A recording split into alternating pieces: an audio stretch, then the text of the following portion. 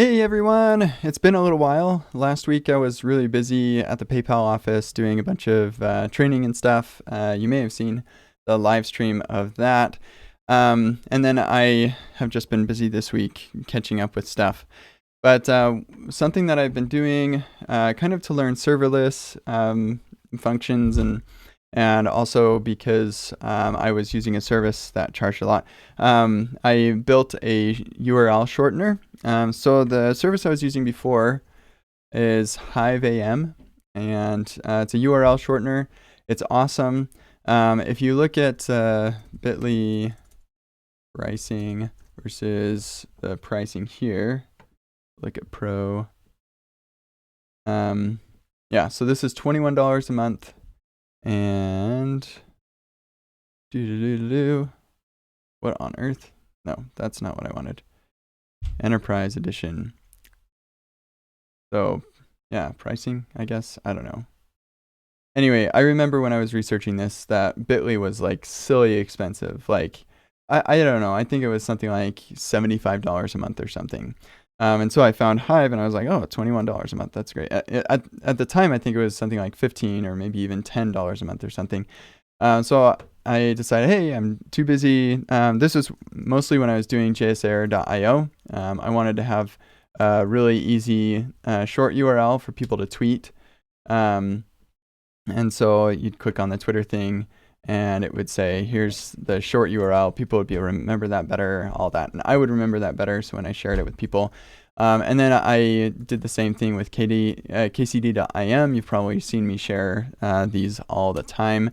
I do that because it's a lot easier to say, okay, kcd.im /write-test, then remember this whole URL, which incidentally, you can get rid of this.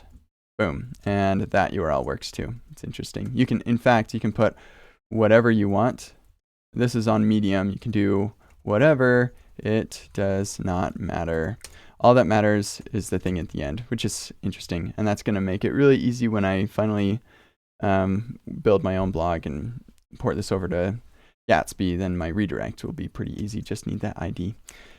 So anyway, I part of the reason that I like the short URLs, my custom short URL, is because it's really memorable, so it's easy for me, but also because if I want to change the destination where these short URLs are going, like kcd.im/news, this used to go to tinyletter.com/KentCDodds.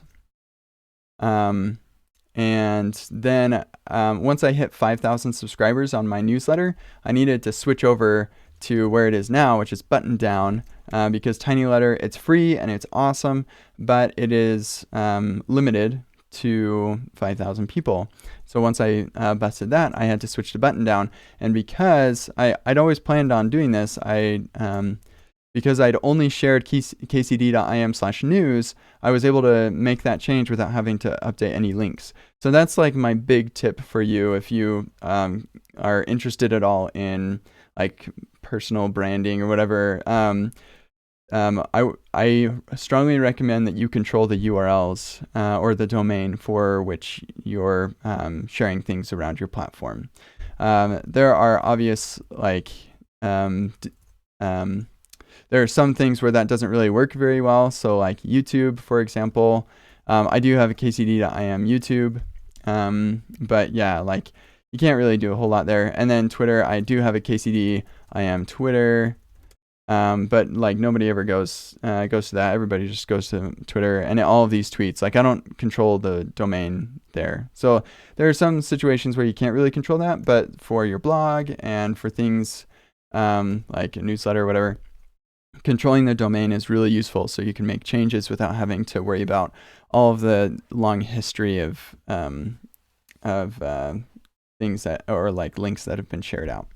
So, and that's also nice for like my courses and stuff. If I were to ever make an updated version of my Egghead course, Beginner React, then like maybe we'd keep this one here and we'd make a new one or something. I could redirect that short URL to the new one, so anybody who's clicking on those old links gets to the new stuff. So anyway, that's part of the reason why I wanted my own URL shortener. I want it to be on a domain that I control. I want to be able to update the URL, where the short code goes, and so Hive allowed for that. But then I got my bill for this year, and since I have jsair.io and kcd.im, I have to pay for each one of those, and it's $230 a year. Yeah, for that yearly. There we go. Oh, I guess I was $252, but they gave me a 5% discount for some reason. I don't know. It was a weird invoice, but anyway, I was like, nah, I don't want to do this again. The previous years it wasn't that expensive, and so I was like, okay, I'm finally going to take some time to build my own. So let's talk about this, how I went about building this. So yeah, actually, we'll just go through and I'll explain like some of the bumps and things that I ran into along the way. But yeah, you can totally do this yourself. You can follow along if you want to. I'm actually not using Cloudflare for caching right now, and I'll talk about that. But one of the this would have been super easy because Netlify functions are so good and Airtable's API is so nice, except this right here, it has a limit of 5 requests per second. And if we look at app Netlify KCD functions redirect, so this is the logs for the redirect function, I surprisingly get these links clicked like all the time. Here, let's see. I'm gonna see really quick. KCD IM RCS. This is my personal code sandbox that has things installed that I like. And then I fork it from there. So it should be calling my function right now, and it's not, and I'm not sure why. Well, I think it actually is, but I don't think that the logs are being updated. I talked to folks at Netlify, and they said that they're working on improving the logs. So yeah, that actually was one huge frustration in building this, was not getting clear logs. But mostly, it mostly would have been fine if I hadn't had all the caching issues. Yeah, anyway, so let's do this thing. The first thing we're going to do is deploy to Netlify. And I'm going to go back there so I can keep that. Okay, welcome to Netlify. Get your site in 1 minute. So let's connect to GitHub. All right, we're going to... So they're going to create a repository on GitHub with this name. And so you'll save and deploy, you can, I think they make a brand new repo. I don't think they fork it, whatever. So what I would recommend actually is that you fork my repo. So let's do that instead. We'll do it that way. But you can do it this way if you want to. You'll just be off on your own repo. So we'll stop this. And the problem is I can't actually fork my own repo. So this is what I do. You can actually fork it, and then you can go through lots of the same thing that I'm about to do. So I'll just go to appnetlify.com. You'll want to have a profile. We'll do a new site from Git. We'll click on GitHub. It'll authenticate. Magic. Authorized.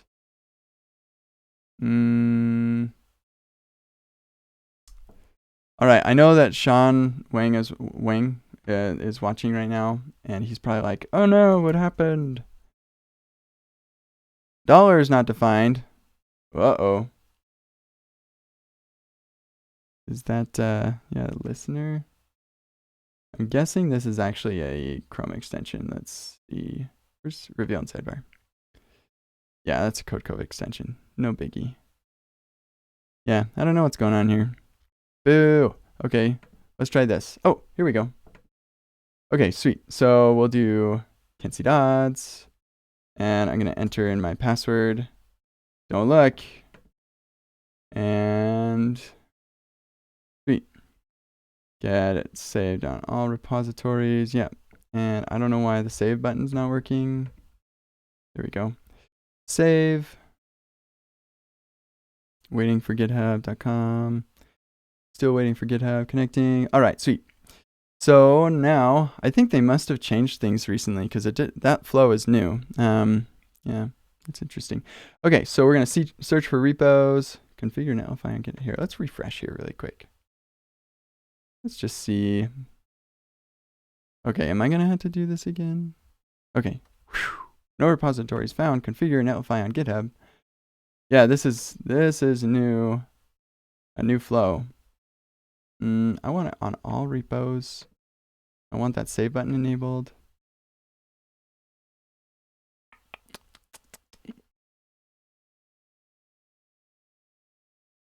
Okay, so Sean just said that's a new GitHub app we launched this week.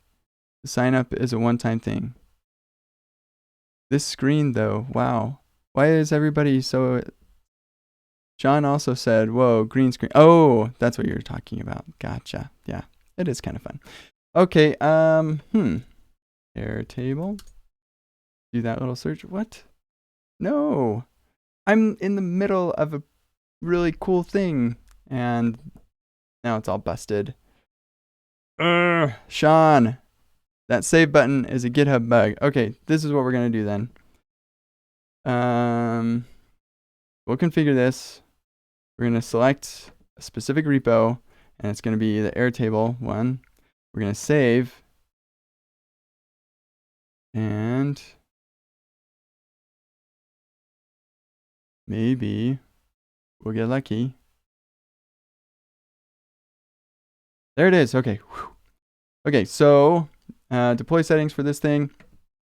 So like I said, you're going to fork this, and then you're going to go through that flow, and hopefully it will be bug-free. And then you select your fork, Airtable. So it'll be your username, Airtable, Netlify, short URLs. Deploy the master branch. You'll want the build to run. Publish directory, we'll do public. There are some files in public. Public static, which is robots, and WP login. And all that says is LOL. Because I noticed people were trying to get that, and so I was like, yeah, sure. That actually isn't working right now, the public stuff, but hopefully it'll work eventually. Somebody can fix that. Okay, so now we're gonna do some variables. Okay, so if we look in here, we have some variables we need. Default redirect URL. So this is where it goes if it can't find a short URL. So kcd.im, like blah blah blah. That's going to send you to kentcdodds.com. Okay, so that's what that is. We're going to do http://example.com. Or here, we'll do google.com, right? You can't find it, then Google it. All right, so let's see, what else do we need? The Airtable key and an Airtable base. I'm going to actually create a fake Airtable account so that you can follow along. But I'm going to delete that account later. So, yeah, so then actually this enable cache is old. That is not a thing anymore. But Airtable short URL, like these are the defaults. And so we're going to go with those defaults. We won't set up those environment variables. We'll just stick to the defaults. Okay, so let's go get that Airtable key and base, airtable.com. We're going to set up a new account, sign in, and we're going to do, okay, so this is something that you shouldn't do normally for services that are really nice and things, but I'm doing this for demo purposes. But I'm going to go, let's see, short URL fake account at mailinator.com. And we'll go, I'm going to make up a password really quick. Okay. Sweet. Not now. You entered an email that does not belong to any account. Oh, we're not signing in, we're signing up. My bad. Okay, so live stream Airtable fake, well, what did I call it? Yeah, there we go. Short URL fake account. Okay.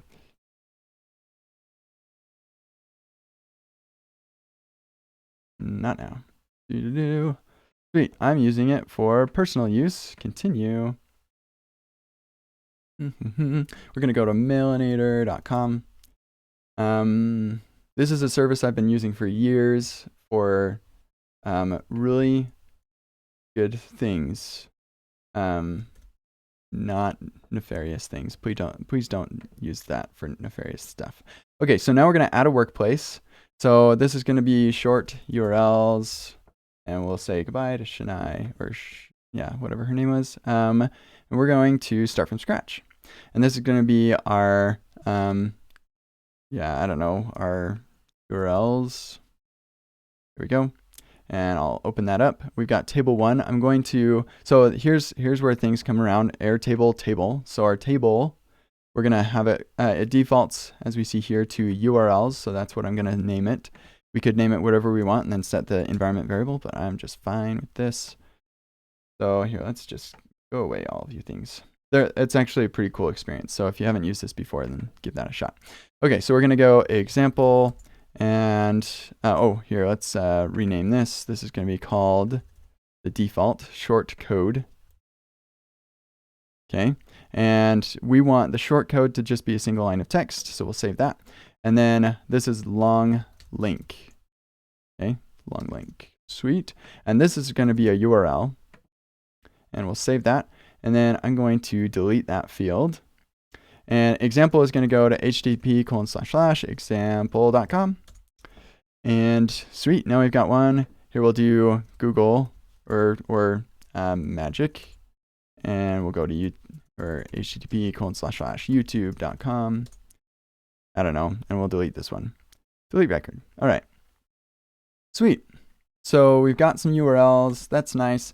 Now we need to set our Airtable key and Airtable base. So where we get our key, you're going to go to your account and key, generate key. There we go. We're going to copy that. See, and this is why I'm doing it in a new account, so you can't see mine. I am going to delete this account very soon, so don't rely on it. Airtable base. So this one's kind of tricky. I had a hard time finding where the base was, like where the base ID is, but I think it's just this thing. I'm not positive. So what we're going to do is we'll go to the docs. We got blocks. I can't remember how to get to the docs.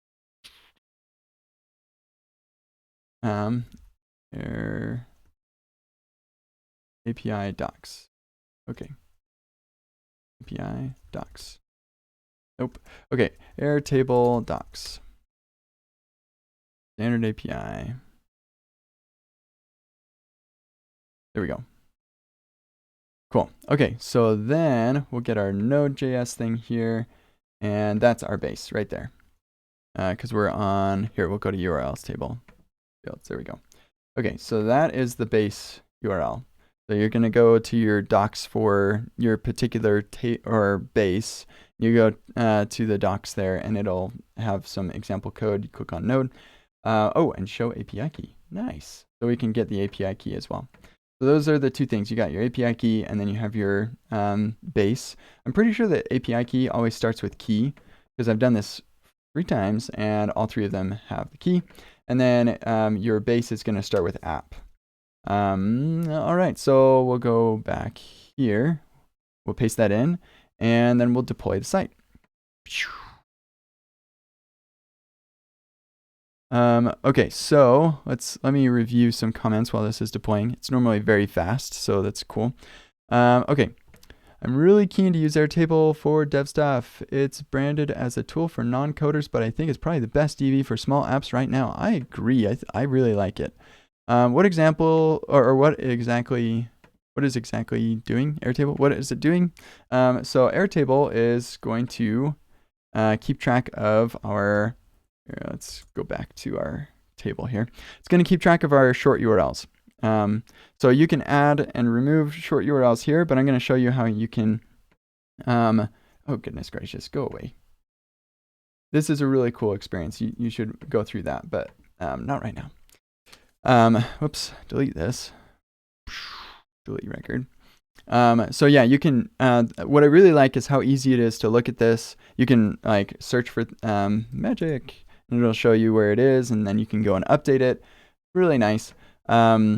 And then I'm going to show you how you can really quickly add URLs through the command line. And I'm going to add a feature like a custom Netlify function that will add the URL for you. Yeah, that's coming later. Okay, cool. So we've deployed it. Let's go to our site settings before we do anything else. I'm going to just go to it, and it should redirect us to Google. Right, so that's the first feature. So your short URL, if you don't provide a URL, it's going to go to the default that we set, which was Google. Then we can go to, let's see, what are our URLs? Example and magic. So example, and that will forward us on to example.com. Sweet. And then magic will send us to YouTube. Sweet, right? We got it. That was like pretty easy. So review the steps. You do the Netlify thing, you deploy, or you fork my Netlify thing, and then you go to app.netlify.com, you set up GitHub, and you select your fork. And then you set the environment variables by getting an Airtable account, getting your API key. You just go to the docs page, you can get your API key and your base ID, and you fill those in as environment variables, then you hit deploy, and you're done.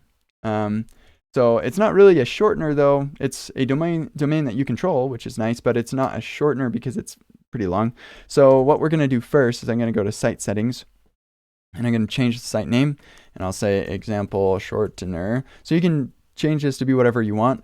I have kcd.netlify.com, and then I have Cloudflare pointing to kcd.im to that Netlify thing.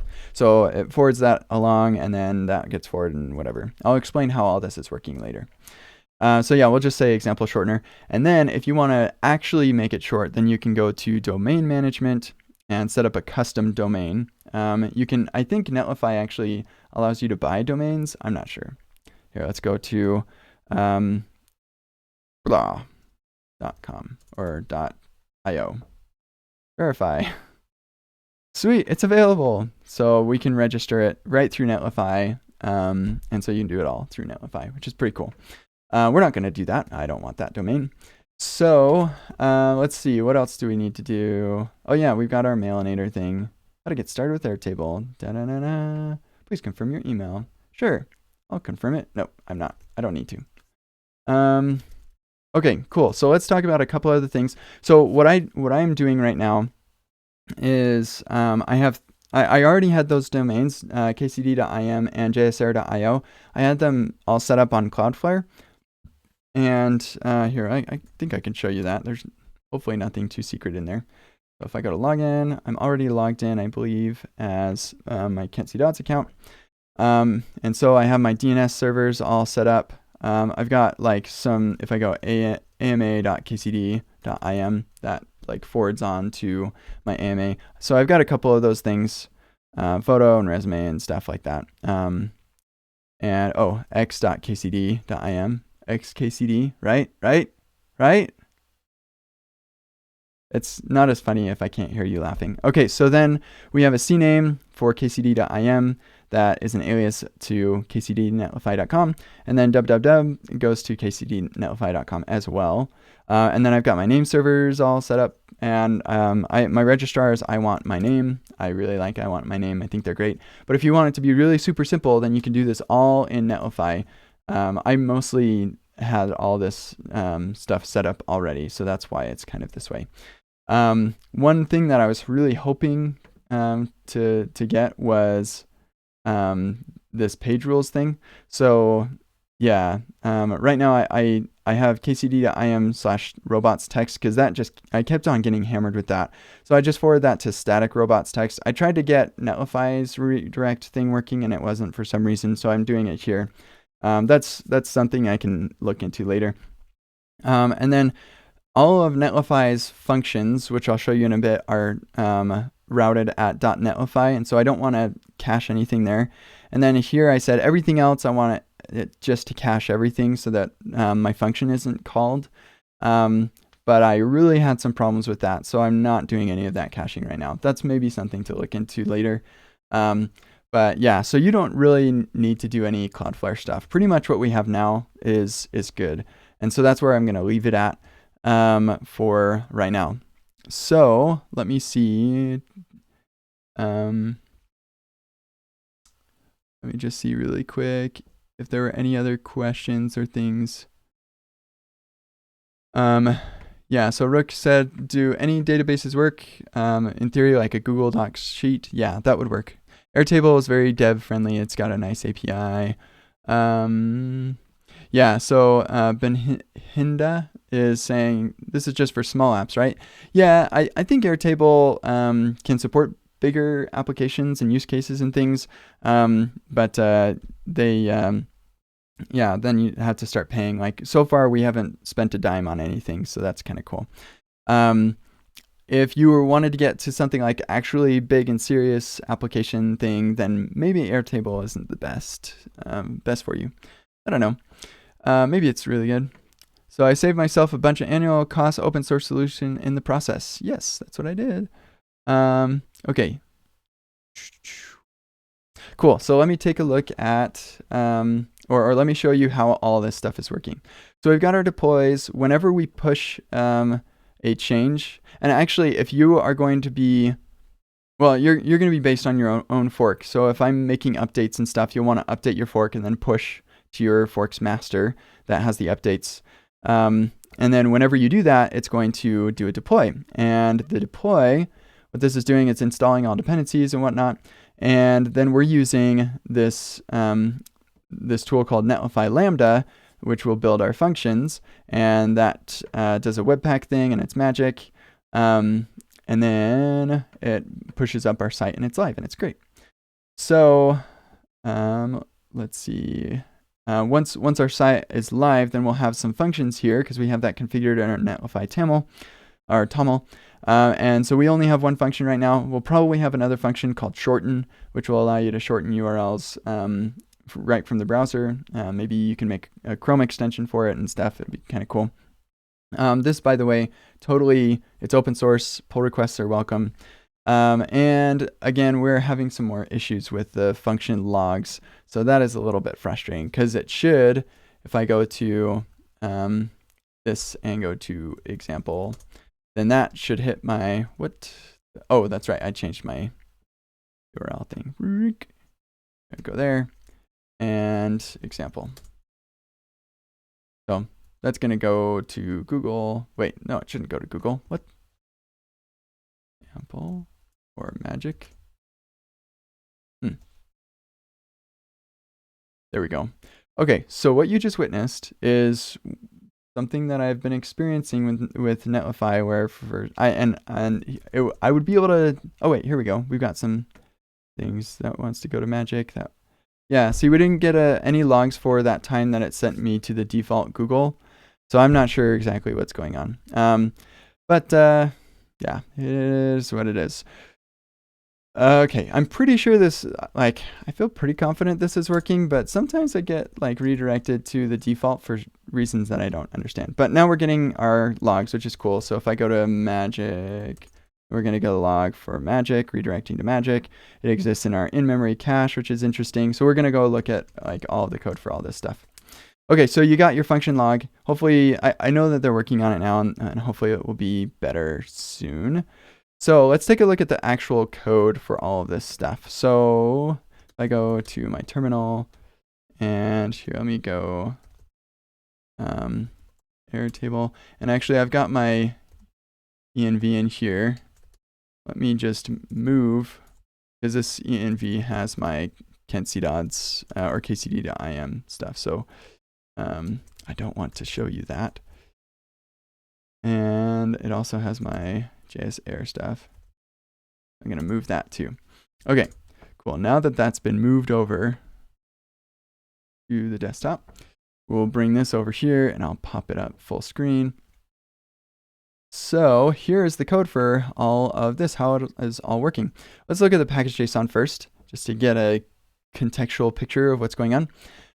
So we've got a dev script that says Netlify Lambda serve. So that's for developing our functions. It's a really nice experience. I'll show you what it looks like. Then we have a build script, Netlify Lambda build functions. And then I had this update thing. I can get rid of this now. So before, I didn't realize that you could take one GitHub repo and have multiple Netlify sites based on that single GitHub repo. So what I did was I had this one GitHub repo, and then I had, that was like the source of truth. And then I had two other GitHub repos that were the source for my, for kcd.im and jsair.io. And whenever I'd make an update to this source of truth, I'd run this update script on those other two. But I don't need to do that anymore because Netlify actually supports multiple sites on a single repo, so we can get rid of that. Okay, so dev dependencies, we got copy paste. I'll show you what that's for later, and Netlify Lambda for building our functions. And then, oh, by the way, You don't actually have to build your functions. I'm pretty sure Netlify will work even if you're not building them. But it's useful to do so that you can get it as small as possible for when it goes up to AWS Lambda. And so Netlify Lambda just makes that so easy. I didn't even try anything else. It was really easy. So dependencies, we're using Airtable's client and .env. The reason we're using .env is if we go to our redirect function that's in functions, we require .env.config, and what that's going to do is I can make a .env function or a file here, which is in our git ignore, whoop, like magic. And in here, I can add all of my environment variables that I had before. So we go to Airtable table, and we also want our base and our key and our default direct URL. Okay, so for us, that's https://google.com. Our key, and our table is the default, it's URLs, so we can get rid of that. So we just need our key and our base. Our key was this one, and our base ID is this one. Okay, so now that we have that in place, when as we're developing, because again, this is git ignored, so we will not be shipping that up to our repo. We just configure that on Netlify. So the .env is just for local development. So when we do this require .env, then we have all of our environment variables. So I have this getEnv function down here where you can specify the name. It's going to pull it from process env, and if it can't find it, then it'll go for the default value if provided. So we have a default direct URL. That's a required thing. I should probably add some logic for if it's required, but it's not provided, then we'll throw an error or something. Okay, let me just check this out. Oh, Sean is maintaining Netlify Lambda. It is really nifty. Main hurdle, telling people they need to set up proxies and create React app. Yeah, so I'm not using, I don't have a client side to this app, so I haven't run into any problems with weird proxies and stuff. But I saw that was documented, so hopefully people can figure that out. Okay, so Phil is saying, running the Netlify Lambda build also packages your functions with any dependencies so it can get sent over AWS easily. Sweet. Whoa, what did you use to get things out of your clipboard? Such a time saver. Oh, yeah, that is Command Option C. And this is like snippets and a bunch of other things. This is Alfred. And Alfred is great. Here it is. Ta-da! Alfred is awesome. And I've got my snippets thing and my clipboard history. It'll keep plain text for a month. Yeah, it's amazing. Very strong recommend. That's a power pack thing you have to purchase. It's just so good. Okay. And it looks like Sean uses something called Clippy. So another cool thing. All right, so we get our default direct URL. I'll talk about the cache buster later. And then here is our handler. So like basic function in Netlify, this is what it looks like. Exports handler equals function return status code 200 body hello. That is like the hello world, excuse me. So that's the hello world function. So we've got our handler here. It's an async function. Hooray for node 8. And right when it gets started, I'm going to be doing a couple logs. So you'll see in here, if we look at our logs, yeah, so we've got these logs. Sometimes if a bunch of people are hitting your function at once, the logs can kind of get mixed up because like they're running concurrently. And so what I did to avoid getting confused about which logs belong to what is I just made this run ID, which basically is date.now, toString, slice the last 5 things off. And I figured that'd be unique enough. I'd never run into 2 that were running basically concurrently that would have the same 5 numbers on as the least significant numbers on the time. So figured that was good enough. And so I have this log function that I use for all my logs. And So Phil just said that odd GitHub auth moment at the start was indeed due to a brief time GitHub ad issues earlier, according to their status. Oh, thank you, Phil. They timed it perfectly for my little demo here, but there you go. Okay, so yeah, then I get the host from the header, from the event headers. The event is going to have a bunch of things on it. One of them is host. But I have found, I use this host for the log where I say, hey, we're redirecting. Also for the body HTML that I send back. I say redirecting the title, which has the host in it. And you'll notice in here, redirecting nothing /magic. So I don't know what happened to the host on Netlify, but locally it seems to have the right host. So I'm not sure what's going on there. I don't really care all that much, but it would be nice to figure out what's going on there. So yeah, then, oh, I should talk about how this function is even called, because that has relevance right here. So the way that this function is called is when you go to, here, that's our example shortener /example. What actually needs to happen is we need to have it go to netlify /functions /redirect /example. That's where it needs to go, okay? And I just lost it. .netlify.functions. That is the full URL to our function. And then anything after that is part of the path to our function. And so we take that example. So we don't want people to type that. We want them to do like dev tips or news, right? It's a short URL. That's the idea. And so what we do is in here, we have this redirect. See, I tried these redirects, but they're not, I don't think they're working. See, if I go to robots.txt, it's going to send me to, oh no, it's working. Sweet. WP login.php. It's going to download the PHP file and they're going to open it. Oh, using Xcode, of course. Need to fix that. But yeah, and then it just says LOL. Ha ha ha. Okay, Xcode, where'd you go? Nope.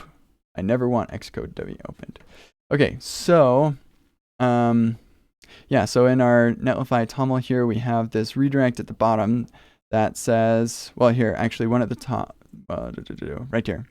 One at the top that says, hey, from just root / we want it to go to our redirect. And then that will do what it does for the root /, which is send it to our default place. And then if there is a, if it's robots or a WP login, then we'll do something special for those. But if it is for anything else / anything else, then we're going to just forward that on to our redirect function. So /code, we'll go to /code, whatever that code was. Yeah.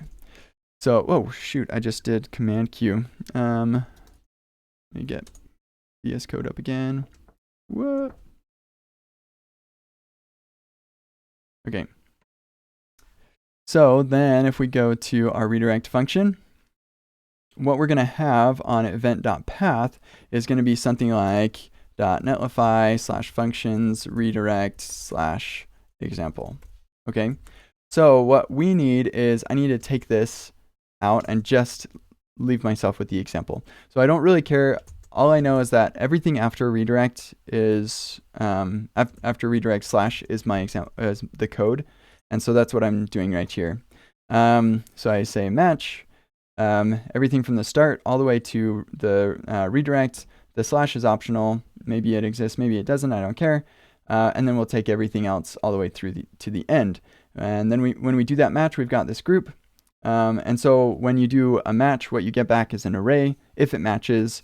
If it doesn't match, you're going to get null. And so in that situation, we're going to do or, and then we'll just simulate the same kind of thing as if it matched. So event.path, that's the full string, and then the rest of the elements in the array of what you get back from match are the groups. And so we only have one group, it is this, and in our default case, we'll just say it's empty, just an empty string. Then we're going to destructure that off, so we don't care about the full path. We've already got that, we don't need it. All that we care about is that first group, which is code. And then we say if there's no code, then we'll say no code query param provided. My bad, it used to be a query param, now it's code. We'll just say no code provided.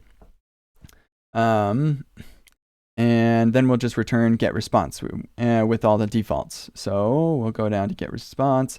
That's going to take a long link. If there is no long link, then we'll use the default redirect URL. The status code will default to 302 because like maybe there is a scenario in the future. Actually, you know what would be better is if we just say 301 is the status code for this situation. Because if there's no code provided, we'll probably always send them to our default redirect. I can see a scenario where you might update that in the future, but it's not very likely. So we'll just do 301. Okay, so that's in that particular case. If there's no code provided, then we'll just do 301. Okay, so anyway, we're going to create a title, and then we'll log that title saying, hey, we're redirecting here to our long link. And then we have a body. I got this from Bitly on their short URLs. They just have a very simple HTML stuff that says, hey, this was moved to that place. So that's what we're doing here. The real key to actually making the redirect happen, all that you really need is a status code and header's location. Everything else is pretty superfluous. You don't need the rest of this stuff, but it can be helpful if you're like curling the URL and you want to see where it would redirect you to, or I'm sure Bitly found some other situations where it was useful to have a body, so I do that.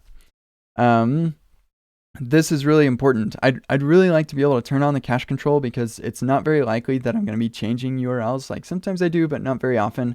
And so it'd be nice if I don't have to hit my function over and over again. But I had like a silly amount of problems with that. Like I would have it redirect to the wrong places and stuff. So and I think it might be because the double layer of redirection that's going on, maybe. I don't know. But yeah, also like busting the cache manually with Netlify, I couldn't figure out how to do that. So if I made a mistake or something, like manually clearing out the cache was a real pain. So right now I say no cache, and I deal with caching in a slightly different way to deal with that 5 second or 5 requests per second problem. Yeah, so then the rest of these headers, I say content length is whatever the body length is, but it has to be a string version. If you do just body length, then Netlify is going to blow up at you and the longs aren't going to be helpful and it's going to be a mess. So you need to make it a string. And that is not reproducible locally. If it's a number, it works fine locally. So it's just on Netlify. That was kind of surprising, but Netlify team is super awesome. And on Twitter, they helped me figure that out. Content type. Like I said, all this stuff I got from Bitly. Interestingly, this is actually deprecated, and the deprecation says to use this, but Bitly uses both of them, so I'm like, yeah, sure, whatever. I honestly don't really know what those things do. I also got the robots text from Bitly as well, so I don't know, copy what the smart people are doing already. Okay, so that's get response for our first time where they didn't provide a code. If the code equals the cache buster code, then we're going to bust the cache. I will show you what that's doing later. And then we're checking the code length. So I say if the code length is greater than 50, I don't think that I'm ever going to make a short URL that has 50 characters in it. And so I'm guessing that's probably not legit, and I'm going to just send them the default response. Maybe I should do a status code of 301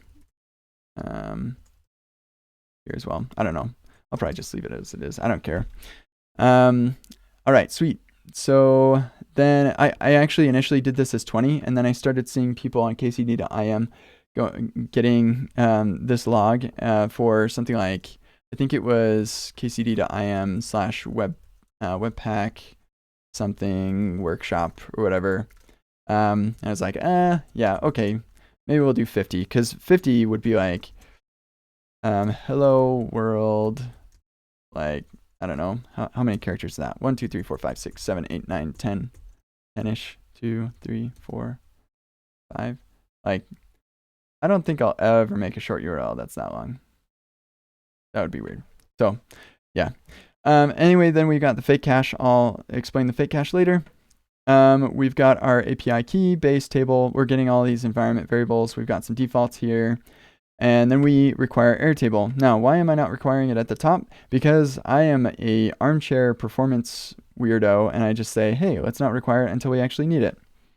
I don't know. I don't really see a reason to do it at the top anyway. So we just require it when we know we're going to need to make Airtable requests. Airtable is actually not an insignificant library, so I was like, no reason to run all that JavaScript if we don't need to.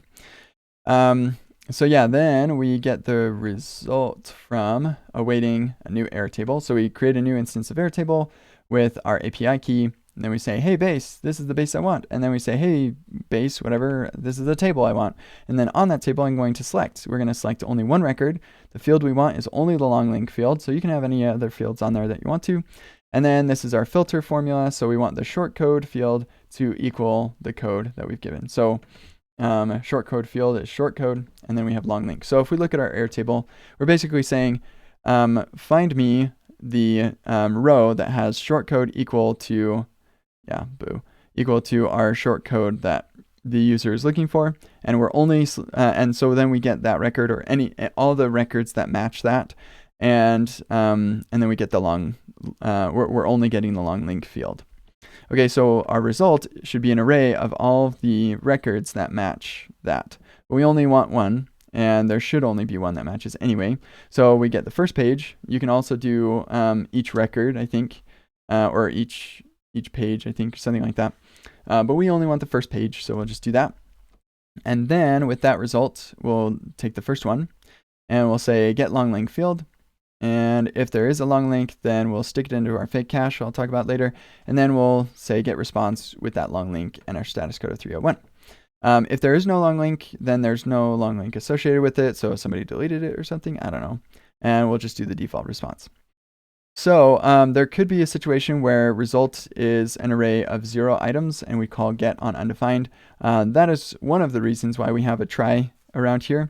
Airtable could also throw an error because maybe the query is wrong or something. Somebody's trying to hack, I don't know. And so in our catch, if error has a stack, then that means we're probably doing some JavaScript thing that is blowing up. So we'll log that. Otherwise, if it doesn't have a stack, then it's probably something from Airtable, some failure from Airtable. So we'll just log the entire thing. And then we'll just say, hey, we're ignoring it because our default is to just return the response. So to redirect them to the home. And then presumably you could email yourself and say, hey, people are getting errors and whatever. I don't know. So let me just look really quick.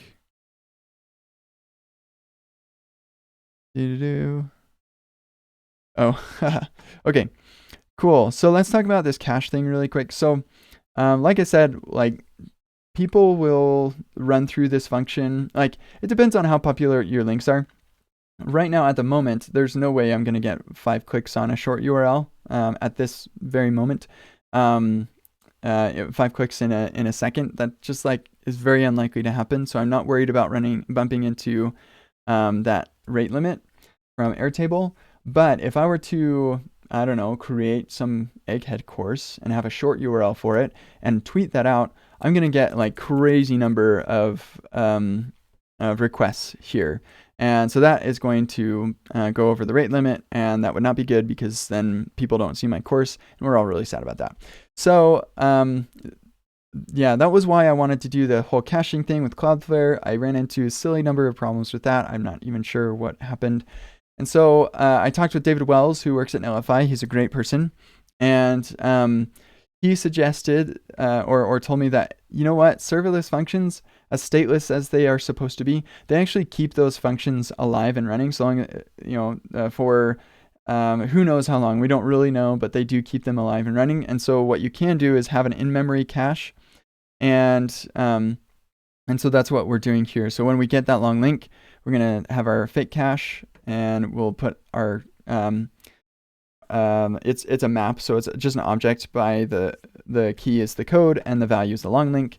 And so as people are clicking on these links, it's going to get into our fake cache.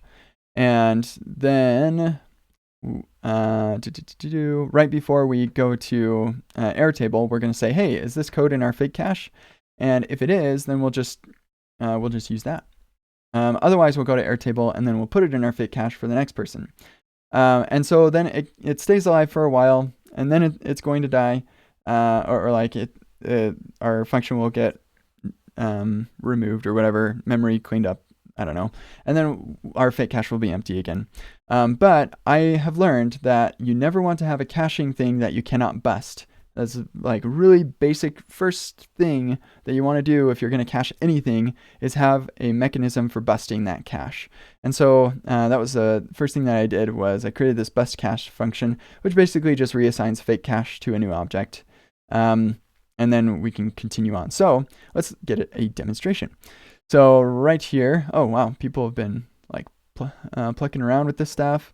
Oh yeah, this is another thing, favicon. I'm not sure like how that's happening.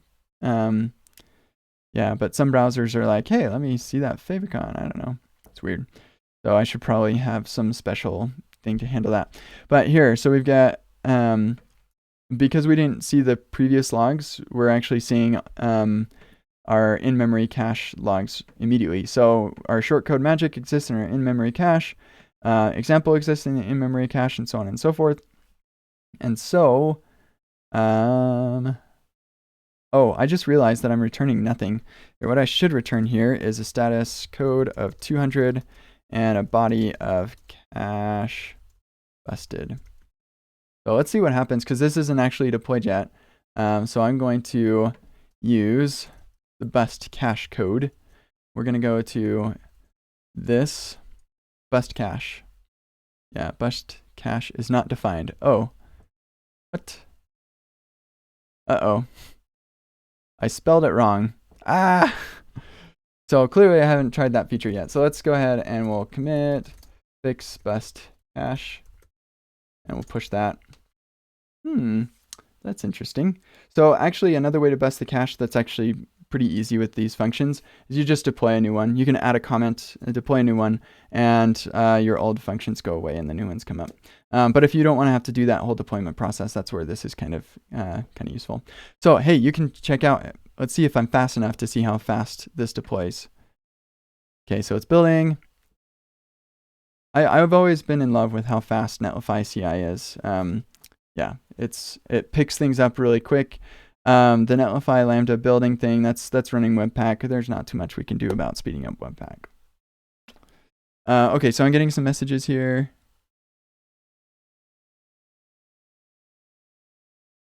So we've got node cache and memory something from, I don't know what those things are. Simple fast, node internal caching. I'll have to look into those to see why they might be any better than just the little object that I've got. They've got to justify their existence. Okay, cool. So now we've got it deployed. If we now go to our functions and look at the logs, then let's go to here. We'll bust cache, and it's redirecting me. Boo. Example, shortener, example. We'll go to example. Let's see if this is gonna lock, redirect invoked. See. And attempting to get the long link, we got it. And what is going on? Are some of you trying to hit my function? Okay, request coming. Oh, you know what? I don't log for that, do I? I should probably log that too. Okay, so log busting the cache. And we'll just git commit add log for busting the cache. Git push. Okay, cool. So anyway, let's go ahead and we can try that bust cache URL now. Where's my thing?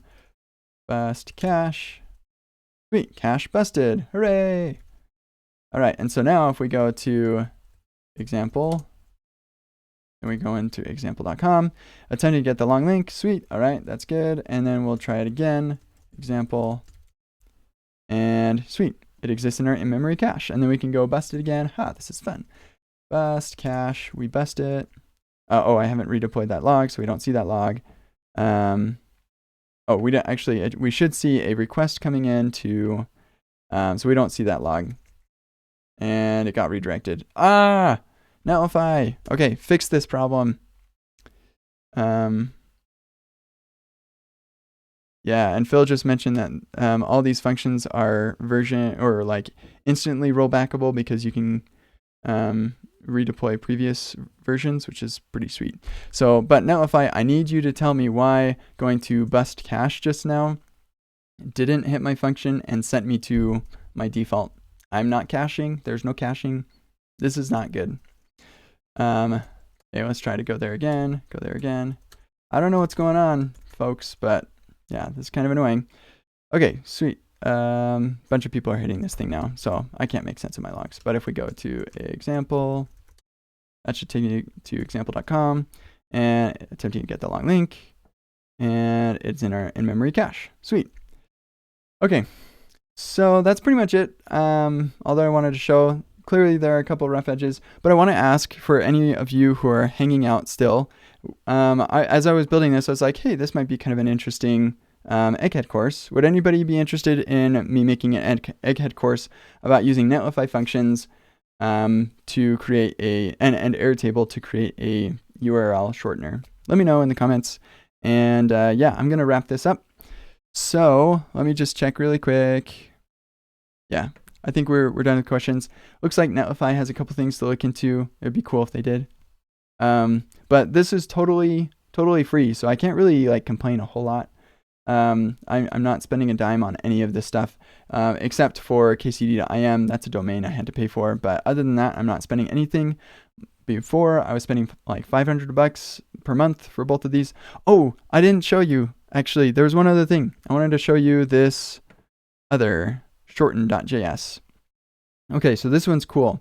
So if I go type shorten, I have this shorten function set up in my bash profile where I just call node.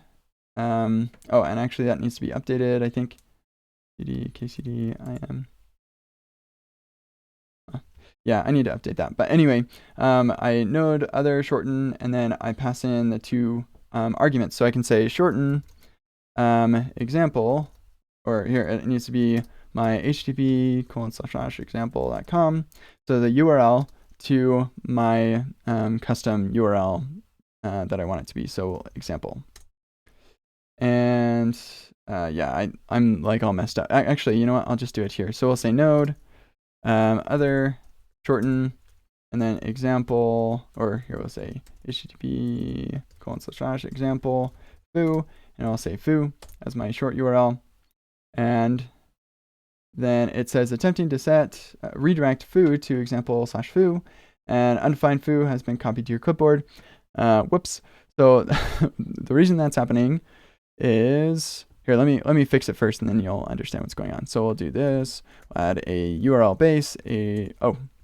HTTPS. There we go.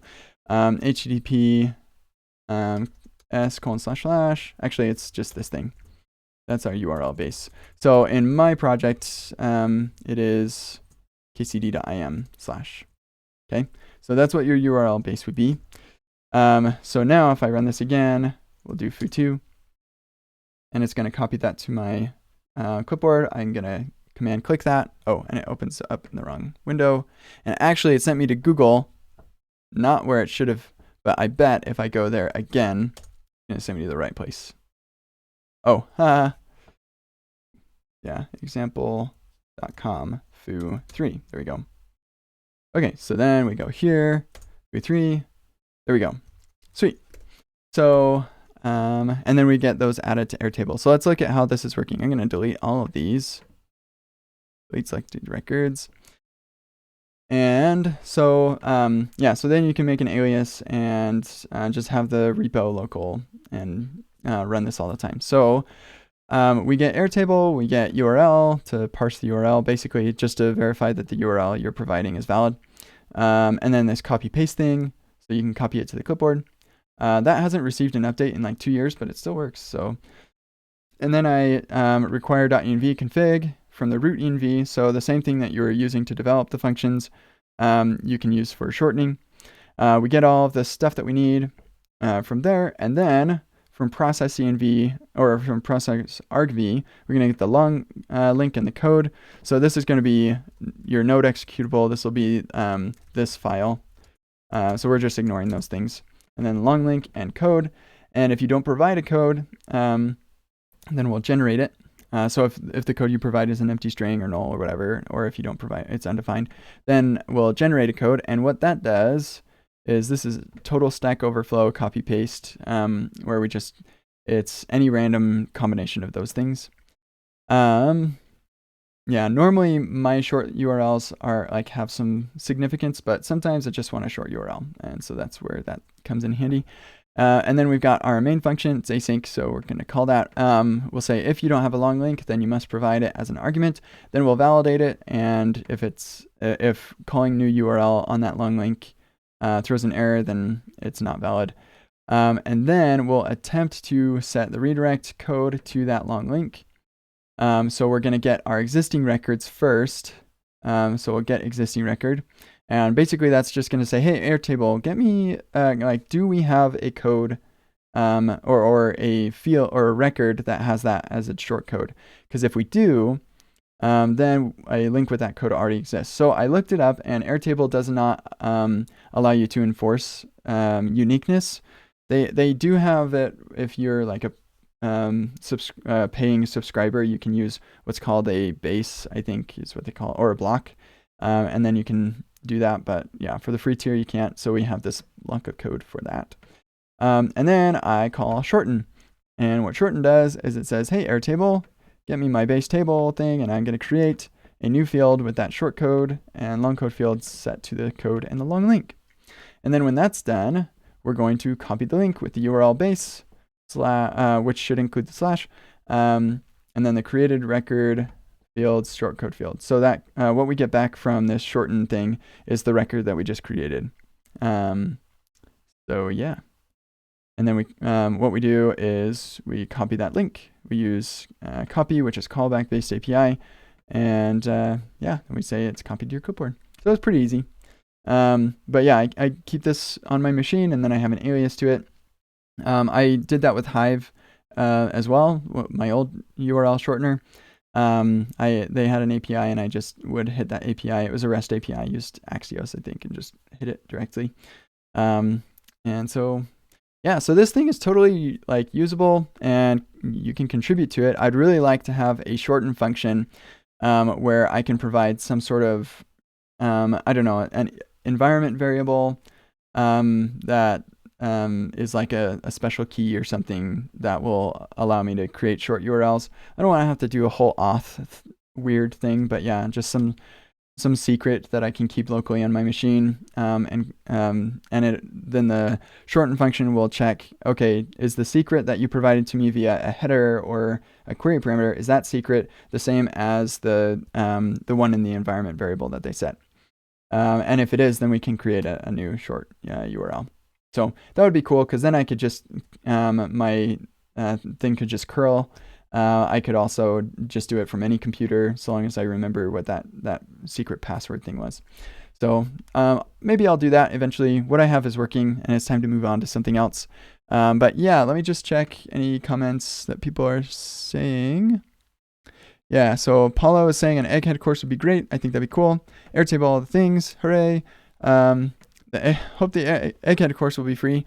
I'm not sure. I don't actually, sometimes I kind of can sway the decision there, but egghead does need to like pay its content creators. So, all right, so that's it. Go contribute and stuff and make your own short URLs. I think that's fun. Like I said, I'm going to delete this account now, so nobody uses it for nefarious purposes. I'm also going to delete this thing, so you won't be able to use the example shortener thing anymore. Sorry. I just think it's better that way. All right. Actually, you know what? I think I'll leave it up, and I'll just regenerate the API key, and then we'll be fine. So you can play around with it if you want to. Okay, I'm going to jump out. I hope that was interesting and fun. Definitely not short. I don't do short videos sometimes. And I will see you all later. Peace.